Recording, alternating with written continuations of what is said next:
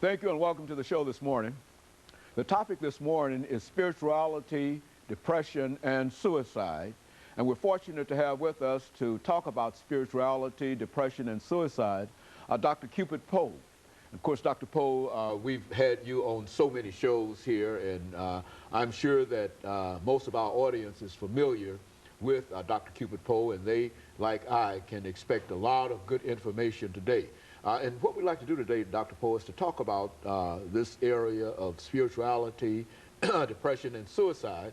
But before we get into that, let's have you to give us some information about your background, your education, and some of the things that were important in terms of eventually leading you to become involved in some of the areas that you're now involved in. And then we'll talk about these three issues of spirituality, depression, and suicide. First, let me just say that it feels good, and I'm very thankful to have the opportunity to join you on your show again. I finished Tennessee State University in 1960 and went to Meharry and finished Meharry in medicine in 1964, took an internship in Chicago, did a residency in psychiatry in Berkeley, California, and then went into practice in Berkeley. Then I came back to Nashville in 1976, worked at Meharry for a while in the Department of Psychiatry, and then went into private practice.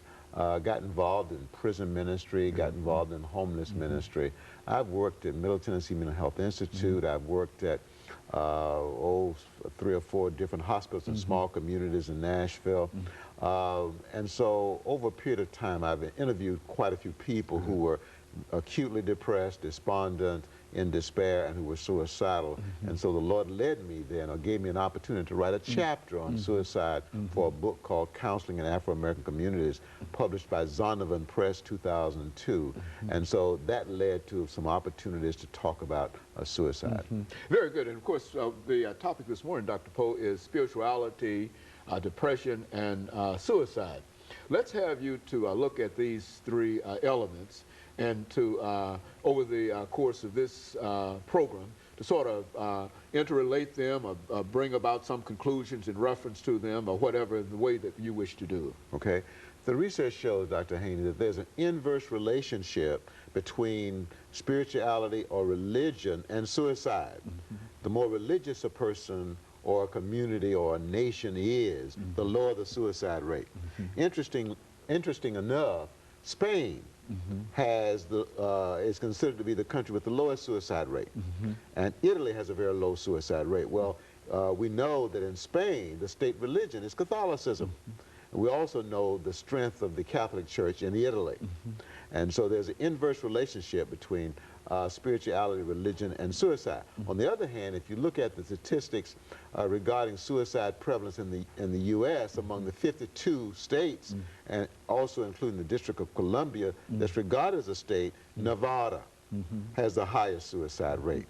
And Alaska is second. Now that's according to statistics in 1997, but according to the statistics in 2002, Alaska #1, Wyoming #2, Montana #3, and Nevada number 4. Now on the other end of the spectrum, in terms of the states with the lowest suicide rate, you find Washington, D.C. has the lowest, New Jersey second, and New York City 4. And I think it's Massachusetts or Rhode Island 5th. Now, you and I know that Afro-Americans traditionally, historically, have had a strong religious orientation. And so where you find persons who have a strong religious orientation, almost always you're going to have a low suicide rate. So that tells us that there's something about suicide and religion that needs to be examined. Good. Now, in examining this issue of suicide and religion, where do you start when you look at these two as issues? Well, for example, we know that a lot of people don't kill themselves because of what's considered to be the religious taboo. The religious taboo says that if you kill yourself, you're going to hell.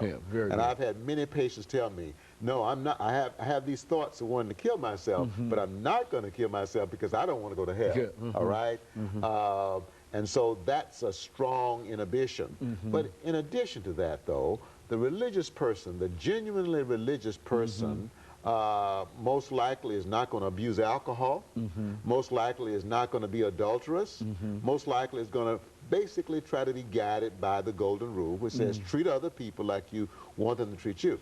That insulates them or reduces the intensity of their guilt. Now, which also brings us into that area of spirituality. Yes. And of course, what we'd like to do now, Dr. Poe, is to take this first commercial break. Okay. After which we'll come back and we'll give you an opportunity to bring that into spirituality.